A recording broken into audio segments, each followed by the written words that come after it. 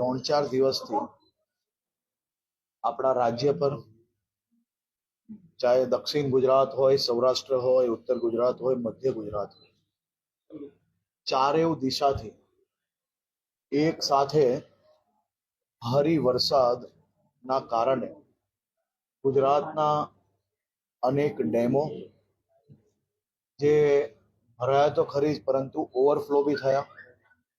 જેમ કે દક્ષિણ ગુજરાતમાં બી અનેક જિલ્લાઓમાં ખૂબ ભારે વરસાદ પડ્યો. આજે કચ્છ અને સૌરાષ્ટ્રમાં બી ભારે વરસાદ ચાલુ છે. આ જ પ્રકારે સૌરાષ્ટ્રના અનેક જિલ્લાઓ, પોરબંદર, દેવભૂમિ દ્વારકા, કચ્છ, રાજકોટ, જામનગર અને બીજા બી અનેક જિલ્લાઓમાં ભારે વરસાદના કારણે અનેક રસ્તાઓ પર ભારે પાણી ભરાઈ ચૂક્યું. આ જ પરિસ્થિતિમાં વડોદરા અને વડોદરાના નાગરિકોએ આ ભારે વરસાદનો સામનો કરવો અને ડેમની અંદર જે પ્રકારે પાણી ભરાવાના કારણે ડેમમાંથી બી પાણી છોડવું પડ્યું, સાથે સાથે ભારે વરસાદ બી ચાલુ હતો. આ બધા જ કારણોને લઈને વડોદરાના લોકોએ છેલ્લા 2-3 દિવસ ખૂબ ગંભીરતાપૂર્વક એમને સામનો કરવો પડ્યો.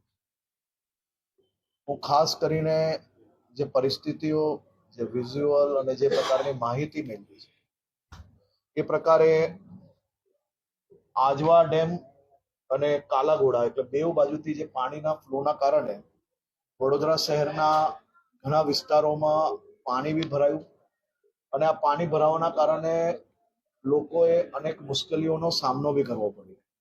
પરંતુ વડોદરાના સૌ નાગરિકોને આભાર માનવા માંગુ છું.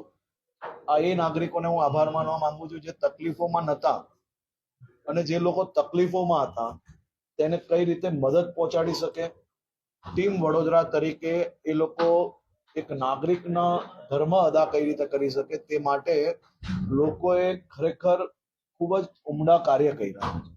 વડોદરા શહેર અને જિલ્લા વહીવટી તંત્ર જોડે મળીને વડોદરાના નાગરિકોએ ખભે ખભા મિલાવીને લોકોને મદદ પહોંચાડવા માટે પ્રયત્ન કર્યા છે. ખાસ કરીને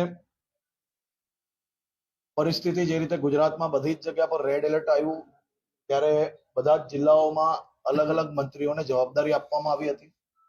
વડોદરા શહેરમાં અમારા મંત્રી શ્રી ભીખુસિંહ પરમારને જવાબદારી આપવી હતી. ભીખુસિંહજીએ વ્યવસ્થાઓને અંદાજો કરીને બીજી જે વધારાની ટીમની જરૂર હતી તેની માહિતી આપી અને વધારાની ટીમ વડોદરા શહેરને આપવામાં આવી.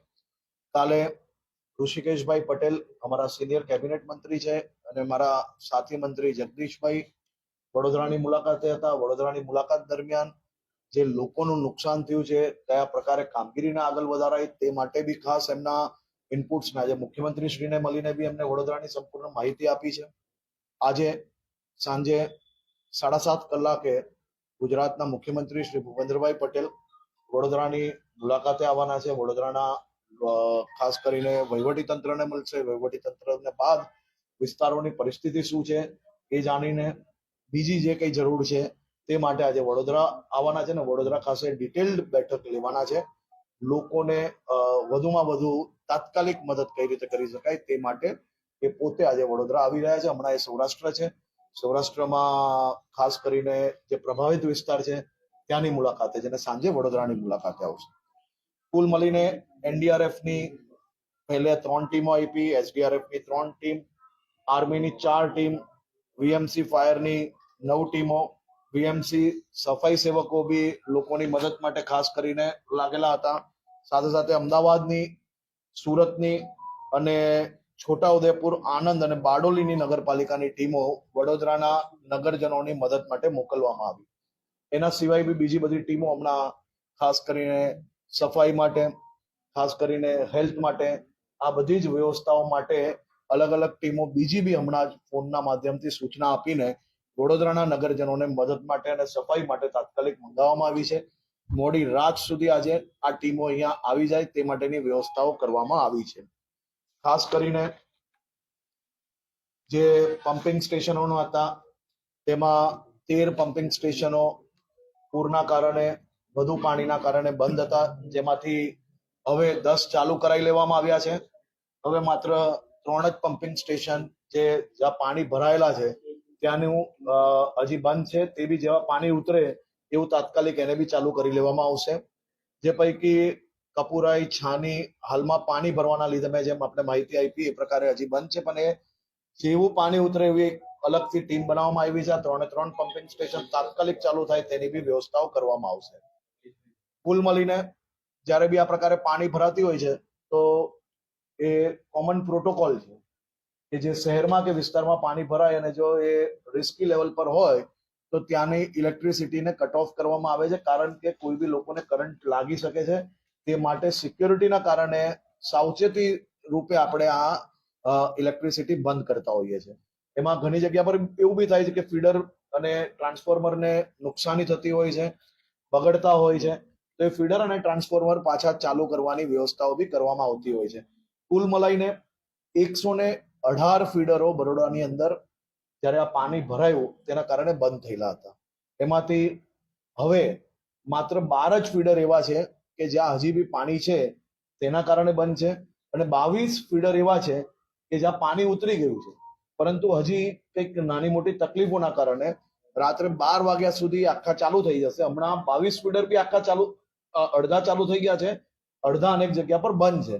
એટલે કુલ મળીને આખા ફીડર બંધ 118 માંથી 12 છે અને 22 અડધા છે. એટલે 118 ટોટલ બંધ થયેલા હતા. એમાંથી મોટા ભાગના ફીડરો ચાલુ કરી લેવામાં આવ્યા છે. 150 ટ્રાન્સફોર્મર એવા હતા કે જ્યાં આ ફીડરોને લાગતા હોય, પરંતુ ઇલેક્ટ્રિસિટી જેવા ફીડર ચાલુ થશે એવા ટ્રાન્સફોર્મરને મળી જાય, તેના કારણે એ બી ચાલુ થઈ જશે. મોટા ભાગના વિસ્તારમાં હમણાં 4 વાગ્યા સુધી જ્યાં પાણી ઉતરાયું છે ત્યાં ઇલેક્ટ્રિસિટી આજે રાત્રે 2 થી 3 વાગ્યા સુધી કમ્પ્લીટ ટાર્ગેટ રૂપે અલગ અલગ 40 ટીમોને કામ કરવાની જવાબદારી આપવામાં આવી છે. એ 40 ટીમ જોડે હજી બીજી 10 ટીમો હમણાં મંગાવવામાં આવી છે આસપાસના વિસ્તારોમાંથી. તાત્કાલિક 2 કલાકમાં એ 10 ટીમ બીજી અહીંયા લાગશે કામ. એટલે રાત્રે 2 કે 3 વાગ્યા સુધી આ ઇલેક્ટ્રિસિટી રિસ્ટોર કરવાની વ્યવસ્થાઓનું પ્લાનિંગ થઈ ગયું છે. જે પાણી હમણાં છે એ જો રાત સુધી ઉતરી જાય તો ત્યાં બી આજે રાતથી જ કામ ચાલુ થાય, પરંતુ જો મોડું થશે તો બી જેવું પાણી ઉતરે એવું ઇલેક્ટ્રિસિટી રિસ્ટોરેશનનું કામ એ જ મિનિટે ચાલુ થાય. તે માટે પ્રતિ ફીડર અને પ્રતિ ટ્રાન્સફોર્મર હમણાંથી ટીમ નિમણૂક થઈ ગઈ છે કે પાણી છે તો બી એમાં નક્કી નામ થઈ ગયા છે કે જેવું પાણી ઉતરશે એટલે આ વ્યક્તિ ત્યાં જઈને કામ કરશે. એટલે પ્રત્યેક ફીડર, પ્રત્યેક ટ્રાન્સફોર્મર માટે ટીમના વ્યક્તિઓનું નિમણૂક થઈ ગઈ છે, જેથી જેવું પાણી ઉતરશે ત્યાંના બી નાગરિકોને ઝડપથી ઇલેક્ટ્રિસિટી આપણે ચાલુ કરાવી લેશું.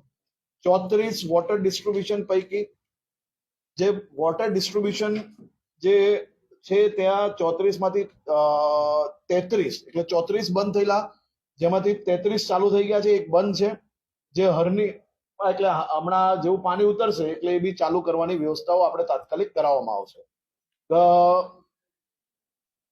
411 MLD પાણીનું સુપર ક્લોરિનેશન સાથે ડિસ્ટ્રીબ્યુટ કરવામાં આવ્યું છે, કારણ કે આવી પરિસ્થિતિની અંદર પાણી અને ગંદકી આ બે વિષયોની આપણે ખાસ ચિંતા કરતા હોઈએ છીએ. એટલે 411 MLD પાણીનું ક્લોરિનેશન કરીને લોકોને ડિસ્ટ્રીબ્યુટ કરવામાં આવ્યું છે.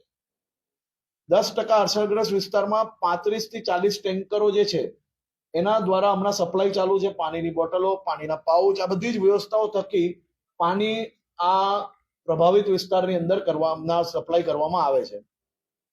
ગઈકાલે એટલે આજે સવાર સુધી કુલ મળીને 185 મેટ્રિક ટન કચરો ઉપાડી લેવામાં આવ્યો છે. શહેરમાં સફાઈ માટે બીજા 48 જેસીબી, 78 ડમ્પર, 62 ટ્રેક્ટર મંગાવવામાં આવ્યા છે. એના સિવાય કાલ સુધી જે બહારથી એટલે મહાનગરપાલિકા, અમદાવાદ, સુરત અને બીજી બધી જે વ્યવસ્થાઓ હતી એના સિવાય હમણાં કલેક્ટર વડોદરા, રેન્જ આઈજી વડોદરાને આજુબાજુની ઇન્ડસ્ટ્રીઓમાંથી ડમ્પર, જેસીબી જેટલી બી વ્યવસ્થાઓ છે તે તાત્કાલિક વડોદરાની મદદ માટે લેવામાં આવે. આવનારા 2 કલાકમાં 2 ઓફિસીસ દ્વારા આ બધી જ મશીનરીઓ વધુમાં વધુ વડોદરાને મળે તે માટેની વ્યવસ્થાઓ આજની હમણાં મારી બેઠકની અંદર નિર્ણય લેવામાં આવ્યો છે. બધી જ ઇન્ડસ્ટ્રીને સૂચના આપવાની ચાલુ થઈ ગઈ છે. મોટા ભાગે રાત સુધી આ બીજી એક્સ્ટ્રા મશીનરીની વડોદરાના શહેરીજનોની મદદ માટે કામમાં લગાડવામાં આવશે. હાલમાં ડોર ટુ ડોરની જે 232 ગાડીઓ છે તે કામગીરી ચાલુ કરી લેવામાં આવી છે.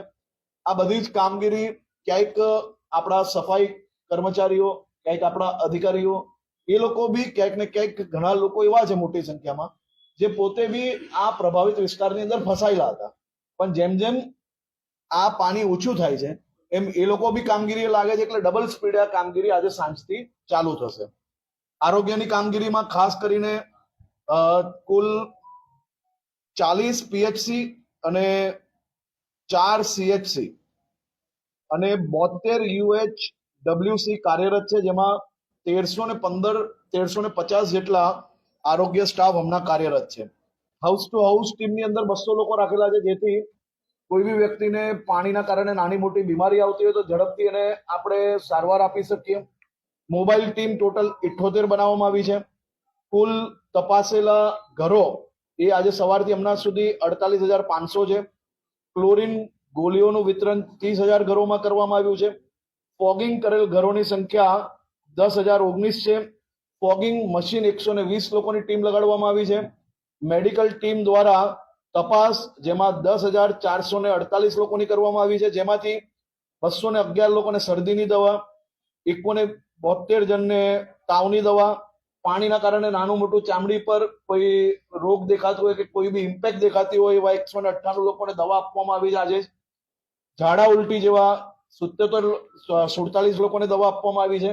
એટલે કુલ મળીને આટલા મોટા શહેરમાં મારી સૌ પ્રાઇવેટ ડોક્ટરોને બી વિનંતી છે કે આપ બી સૌ લોકો આ તકલીફનો સામનો કરવા માટે મહાનગરપાલિકા સરકારની ટીમો જોડે જોડે જ્યાં બી આપને યોગ્ય લાગતું હોય 1-2 કલાક આ પ્રકારના વિસ્તારની અંદર ટાઈમ આપીને આવા રોગો અટકાવવા માટે, આવા દર્દીઓને શોધવા માટે થોડો ઘણો આપ બી સહયોગ આપીને, જે પ્રકારે વડોદરા શહેરના ડોક્ટરો છેલ્લા આટલા દિવસથી સહયોગ આપી જ રહ્યા છે, પરંતુ આવનારા 2 દિવસ હજી આપણે લોકો જો આ રીતે સહયોગ આપશો તો ઓછામાં ઓછા લોકોને પાણીના લીધે કોઈ બી રોગથી આપણે બચાવી શકીએ છીએ. તે માટે એક શહેરીજન તરીકે આપ સૌ લોકો વડોદરાના સૌ નાગરિકોને સંપૂર્ણ રીતે સ્વાસ્થ્ય રાખવા માટે થોડી ઘણી મદદ જરૂરથી કરજો. ફૂડ પેકેટનું વિતરણ અમદાવાદ શહેરથી, સુરત શહેરથી અને આજુબાજુની સૌ સામાજિક સંસ્થાઓ દ્વારા ફૂડ પેકેટો આવી રહ્યા છે, એનું વિતરણ બી ચાલુ છે. જરૂર પહેલા દિવસે આ પ્રકારની પરિસ્થિતિ આવી તો એ પરિસ્થિતિનો સામનો કરવા માટે, વ્યવસ્થાઓ કરવા માટે, લોકો સુધી પહોંચવા માટે, કારણ કે આખા ગુજરાતમાં એક સાથે રેડ એલર્ટ હતું, એટલે આપણે બધી જ ટીમ વડોદરા નથી લગાડી શકી. પરંતુ જેમ જેમ રેડ એલર્ટથી લોકો જે જિલ્લામાંથી પરિસ્થિતિ સુધરતી ગઈ તો એ બધી જ ટીમને આપણે વડોદરા મોકલી છે. પરંતુ પહેલા એવું હતું કે આજ તક ક્યારેય આવું નથી થયું કે એક સાથે ગુજરાતના બધા જ જિલ્લાઓ રેડ એલર્ટ થાય. જો બધા જ જિલ્લાઓ રેડ એલર્ટ થાય તો આપણે બધી જ ટીમને એક જગ્યા પર ના મોકલી શકીએ, કારણ કે કાલે ઉઠીને કોઈ બીજી જગ્યા પર બી રેડ એલર્ટમાં આટલું જ મોટી તકલીફ પડી શકતે.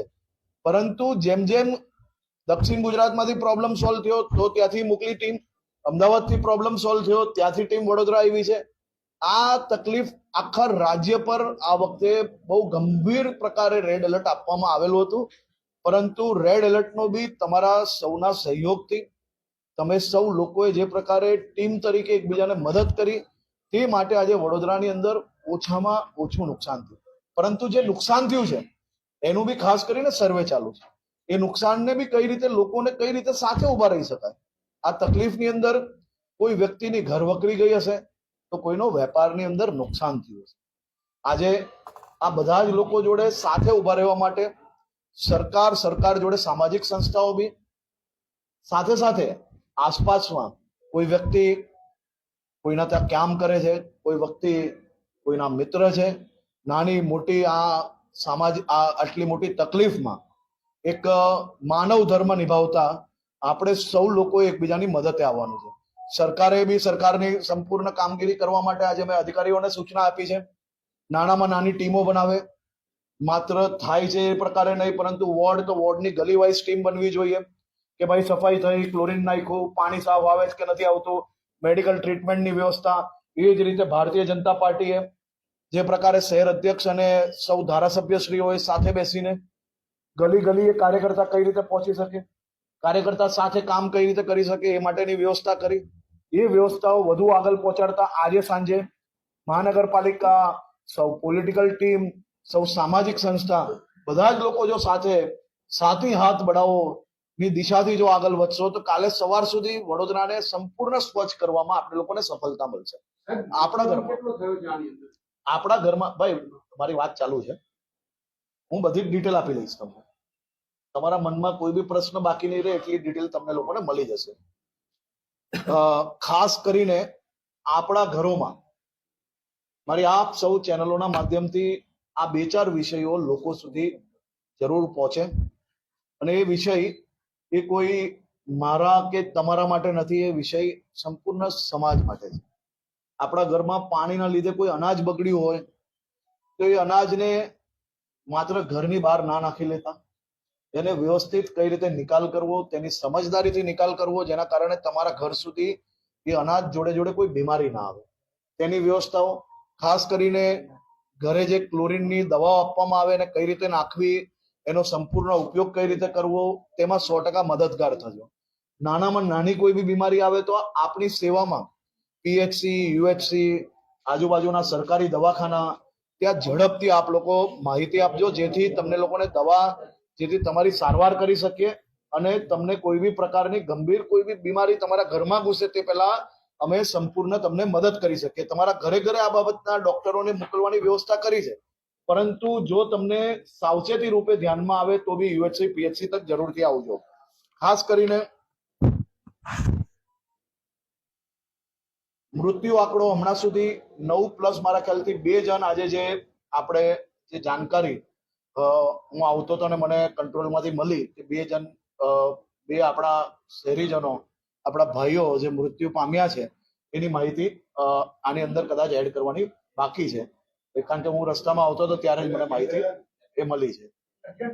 એટલે કુલ મળીને 9+2 11 જણ મૃત્યુ પામ્યા છે. અને સંપૂર્ણ માહિતી હજી નેચરલ ડેથ બી છે એમાં નહીં, 9 નેચરલ ડેથ છે, 2 વીજ કરંટના કારણે. અને 2 જણ જે હમણાં માહિતી મળી છે આની અંદર છે કે અલગ છે, કારણ કે હમણાં જ હજી માહિતી મળી છે, એટલે એનો સંપૂર્ણ આંકડો એક્ઝેક્ટ તમને ઓફિશિયલ આજે રાત્રે આપી દેવામાં આવશે. હર્ષભાઈ, એક મહત્વનો સવાલ છે કે ગુજરાત સ્ટેટ ડિઝાસ્ટર મેનેજમેન્ટે વડોદરા શહેરને 20 બોટ આપી હતી, જેની અંદાજિત કિંમત 40 લાખ છે.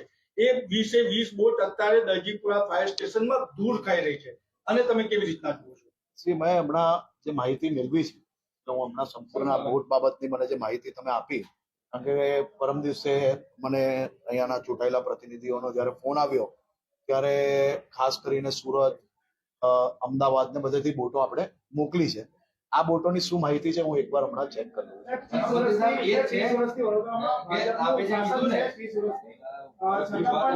વારંવાર વડોદરામાં પૂર આવે છે, શું એની કોઈ યોજના નથી બનાવી શકતા કે આજવા સરોવરનું પાણી અન્ય તરફ ડાયવર્ટ થાય, જેના કારણે વિશ્વામિત્ર નદીમાં પૂર ના આવે? એ આપણી વાત ખૂબ સારું સજેશન છે, એની ઉપર જરૂરથી અમે લોકો ચિંતા કરવી જ જોઈએ ને અમે કરી રહ્યા છે. પરંતુ અમુક વાર કુદરતી પ્રકોપમાં તમારું ને મારું બરાબર છે, આપણે બધું જ નથી ચાલતું હતું, પરંતુ કંઈક ચૂક થઈ હશે તો જરૂરથી અમે એ બાબતે આની અંદર જે ચર્ચા છે એક સેકન્ડ ભાઈ, હું કોઈ બી જવાબ આપ્યા વગર ઉભો નથી થવાનો, પરંતુ જો તમે કંઈ પૂછ્યું હોય તો એનો આખો જવાબ જ તમે લોકો સુધી નહીં પહોંચવા લો એવું કેવી રીતે ચાલશે? આ રીતે કેવી રીતે હોય? કમ્પ્લીટલી સૌથી પહેલા વિષયો છે કે દુનિયાના કોઈ બી સૌથી ડેવલપ કન્ટ્રીની અંદર બી આપણે જ્યારે વરસાદ આ પ્રકારે આવતો હોય છે તો પરિસ્થિતિ જોઈ છે. તમે સૌ લોકોએ એવા દ્રશ્ય જોયા જ છે, નથી જોયા એવું નથી. પરંતુ જે તમે મને કહ્યું ડેમની વાત, એ બાબતે ચૂંટાયેલા પ્રતિનિધિ જોડે બેસીને, સરકારી અધિકારીઓ જોડે બેસીને વડોદરાને ભવિષ્યની અંદર કઈ રીતે હજી વધુ સુરક્ષિત રાખી શકાય તે માટે ચિંતા જરૂરથી કરે છે. વડોદરા શહેરમાંથી જે વિશ્વામિત્રી પસાર થાય છે એ વિશ્વામિત્રી વર્ષો પહેલા કેવી હતી, હાલ કેવી પરિસ્થિતિ છે, દબાણો થઈ ગયા છે 30 વર્ષના ભાજપના શાસનમાં, શું કહેશો? તો ભાઈ હમણાં હું આવ્યો, સૌથી પહેલા જે પાણીમાં ફસાયેલા લોકો છે એ કેટલા વાગે બહાર નીકળશે, એને શું વ્યવસ્થા આપી શકાશે, એની જોડે જોડે જે રોડ ક્લિયર થયા છે એને લોકો માટે સ્વચ્છ અને લોકો સ્વસ્થ કઈ રીતે રહી શકે તેની વ્યવસ્થા મેં જોઈ છે. જાણકારી તમને આપી અને સાથે સાથે મેં તમને પહેલા બી કહ્યું કે તમને જયારે સવાલ તમે પૂછો એમને જવાબ હું એમને આપી લઉં, પછી તમે પૂછજો, બરાબર છે, કોઈ વાંધો નથી. તમે આ શહેરના નાગરિક જ છો એટલું મનમાં રાખીને પૂછજો, બરાબર. હું બધા જ જવાબ આપવા તૈયાર છું. તમે મને એવું લાગે છે કે લોકો તક સાચી માહિતી જ નહીં પહોંચાડવા. મેં તમને આવીને સીધું કીધું કે હું બધા જ જવાબ આપીશ, તમારે જેટલું ખેંચવું હોય, જેટલા કલાક પૂછશો એટલા આપીશ. એટલે ખાસ કરીને એ જે વ્યવસ્થા છે એ વ્યવસ્થા માટે બી જરૂરથી અમે લોકો ચેક કરીને એક્ઝેક્ટ શું છે વ્યવસ્થા એ હું જોઈને આપને જવાબ સાહેબ, લોકોને એવો આક્ષેપ છે કે જ્યારે પૂરમાં હતા લોકો ત્યારે કોર્પોરેશનના ફાયર બ્રિગેડ છે અથવા બીજી જે એજન્સી છે એ લોકોને વારંવાર ફોન કરીને મદદ માટે માંગવામાં આવી, પરંતુ કોઈ મદદ માટે આગળ જતું નથી, એવી પરિસ્થિતિ છે. તમે પત્રકાર તરીકે તમે કોઈ ફાયરમેનને આરામ કરતા જોયા છો? કોઈ એનડીઆરએફ, એસડીઆરએફ કે આર્મીની ટીમ કોઈ આરામ કરતી તમે જોઈ છે? એક જવાબદાર નાગરિક તરીકે જે લોકો જેને કહ્યું એને હક છે, કારણ કે હોઈ શકે કે કોઈ બીજાની સેવામાં જ્યારે હોય ને ત્યારે એની પાસે ના પહોંચી શક્યા હોય, એનું દુઃખ અને એને સંપૂર્ણ ટીકા કરવાનો હક છે. પરંતુ એક પત્રકાર તરીકે મારી આપને એક વિનંતી છે કે તમે કોઈ બી વ્યક્તિ આ પ્રકારની ફોર્સિસ વાળાને કોઈને આરામ કરતા 3 દિવસમાં જોયા હોય કે ઘરે જઈને ઊંઘી ગયા હોય એવી પરિસ્થિતિ જોઈ હોય તો આપ જરૂરથી કહો. ફાયરમેન કે એનડીઆરએફની ટીમ કે એસડીઆરએફની ટીમ, આર્મી કે પોલીસ, મારી પાસે બી એવા 50 દ્રશ્ય આવ્યા હશે, તમારી પાસે બી આવ્યા હશે કે પોતાની જાન જોખમે નાખીને બી લોકોને બચાવવા માટેની કામગીરી કરતા હોય છે. પરંતુ જો ક્યાંય ના પહોંચી શક્યા હોય તો એ જરૂરથી તપાસનો વિષય છે ને હું તપાસ કરાવીશ. સાહેબ, એમાં જ એક સવાલ છે, એમાં જ એક મિનિટ, સાહેબ, એમાં જ એક સવાલ છે કે જે નંબરો જારી કરવામાં આવ્યા હતા એક પણ ફ્લડ કંટ્રોલના નંબર લાગતા નતા. રાજ્ય સરકાર દ્વારા બી જે જાહેર હું તમે મારી વાત સાંભળો, એ લાગ્યા તમે કોઈ જગ્યા પર બી ફોન કર્યો ના હોય તો આટલી ફાયરની ટીમ લોકો સુધી કઈ રીતે પહોંચે? તમે એક જવાબદાર નાગરિક છો, બરાબર. આ તકલીફ આવી કે આપણે સૌ લોકોએ સાથે મળીને તકલીફમાંથી બહાર નીકળવાનું છે. પણ ફાયરની ને બધી ટીમ કામે તો જરૂરથી લાગેલી હતી, પરંતુ જો તમે જે વિષય કહ્યું છે હું ફરિયાદ 100% ચેક કરાવડાવું છું, પછી હું તમને એનો પાક્કો જવાબ આપું. ફાયર વિભાગ દ્વારા નંબરો જાહેર કરવામાં આવ્યા હતા કે કોઈ પણને મુશ્કેલી હોય, ફૂડ પેકેટ જોઈએ કે કોઈ પણ વ્યવસ્થાની જરૂર હોય, જ્યારે નાગરિકો દ્વારા ફોન કરવામાં આવ્યા તો તેમને બીજા નંબર પર ફોન કરવાનું કહે છે. બીજા નંબર પર ફોન કરે તો કાઉન્સિલરો સાથે વાત કરવાનું કહે છે. કાઉન્સિલરો ફોન જ નથી કરતા. આ બાબત હમણાં હું ચેક કરીને તમને જરૂરથી જે વર્ષોથી સમસ્યા છે 2004 કવર કર્યું છે અહીંયા ફ્લડ આ જ સ્થિતિ હતી. એ વખતની આ ચર્ચા છે કે દેવડેમથી પાણી કોટનો થાય આવે છે પ્રતાપપુરા સરોવર, ત્યાંથી આવે છે આજવા સરોવર. આજવા સરોવર પાસે છે એની જે લિમિટ છે જેથી વધતા સરોવરથી નદીમાં આવે છે. હવે સવાલ એ છે કે આજે આજવા સરોવરમાં એટલું પાણી આવી જાય છે તો એ મામલે તો અખાત અથવા મહીસાગર જો કોઈ પ્રોજેક્ટ રાજ્ય સરકાર લાવે તો ટાઈમ માટે આ ઉકેલ આવવાની શક્યતા આપણે જોઈ શકીએ. જરૂરથી વિચારી શકાય છે, એમાં કઈ ખોટો વિષય નથી, અમે જરૂરથી. પરંતુ આજે જે છે હું તમને હમણાં જે છે ને માહિતી એ રેસ્ક્યુ માટેની અને વ્યવસ્થાઓ માટેની હું જરૂરથી આ બધા જ વિષયો તમે જે કયા છે હું લખી લઉં છું. આપણે એની બી ચર્ચા જરૂરથી કરશું. એમાં કઈ જો આ વસ્તુ પોસિબલ હોય તો આપણે વિચારવું જ જોઈએ ને વિચારશું આપણે જરૂર. એની કારણ તો આ જ હતું. વડોદરામાં 4 કાંસો હતા, 100 જેટલા તળાવ, 50 જેટલા તળાવ આ પૂરી ગયેલી અને એના કારણે જ આ ફ્લડ આવી રહ્યું છે. આ બાબતે કઈ સરકાર કરી રહી છે? કારણ કે તમે જે કીધું વડોદરાના નાગરિક, અમે વડોદરાના નાગરિક તરીકે આપણે પૂછી રહ્યા છીએ. હક છે, આ ઉકેલ છે આનો? મારી વાત સાંભળો, તમે સાચી વાત, એમાં તપાસ કરશો ખરેખર. કેટલા તમે કીધા તલાવો? 52 કે 53 તળાવ હતા અને વરસાદી કાંસોને નાની કરી નાખી. પાણી કાંસમાં જતું જ નહીં, બધું બહાર પાણી નીકળે છે. આ મોટા ભાગનું ફ્લડ આવવાનું કારણ તો આ કાંસો જ છે. એ કાસા બાબતનું સંપૂર્ણ માહિતી, એટલે એમાં કેવું છે કે મને પર્સનલી કાસા કેટલા હતા, ક્યાં હતા એનો અનુભવ ના હોય, કારણ કે હું અહીંયા નથી મોટો થયો. પરંતુ એ બાબતનું જે કઈ અનુભવી લોકો છે એની જોડે ચર્ચા કરીને આપણે એની ચર્ચા કરશું. સવાલ એવો છે કે કરજણ ડેમ છે, આટવા ડેમ છે, રફતા ડેમ છે, દીવ ડેમ છે, બધાથી સામટું પાણી છોડવા પાછળનું લોજિક છે. ભાઈ, ડેમના નિયમ હોય અને નિયમ પ્રમાણે જે એનું રૂલિંગ લેવલ આવે અને જે પ્રકારનું રિસ્ક આવનારા દિવસોની અંદર રેડ એલર્ટમાં દેખાતું હોય ત્યારે એ પાણી છોડવું પડે. અને આ લખાયેલા નિયમ છે, હું ને તમે બેસીને નક્કી નથી કરતા. પાણીનો સવાલ છે. સુરતની ટીમ સવારે આવી, અમદાવાદની ટીમ આવી, અમે એનું લાઈવ કર્યું. સફાઈ ખૂબ સુંદર રહી. તમામે વાહ નાગરિકોએ કરી. એ નાગરિકો હતા જે હેરાન પરેશાન થયા. હવે રહી વાત બોટની, આપે કીધી કે બોટ મંગાવી પડે. વડોદરાની 20 થી 22 બોટ સ્ટેન્ડ બાય છે. અમે રાત્રે મેં પહેલા જવાબ- 3 વાગે અમે ત્યાં ગયા. કે હવે એ એટલી પાવરફુલ બોટ હતી કે જો એનો ઉપયોગ ખાલી 6-7 બોટનો થયો હોત ને સાહેબ, તો પરિસ્થિતિ કઈ અલગ જ વડોદરાની હોત. મેં પહેલા જે જવાબ આપ્યો, કાઉન્સિલરો પણ એવું કહેતા હતા કે ભાઈ સાહેબ મેં પહેલા જે જવાબ આપ્યો, તમે ખાલી રિવાઇન્ડ કરીને થોડો એ જવાબ સાંભળી લો. એ સંપૂર્ણ તમે જે મને કહ્યું ને એના માટે હું ચેક કરીને વડોદરાથી નીકળીશ એ પહેલા આપણે પાછી આની ચર્ચા કરીશું.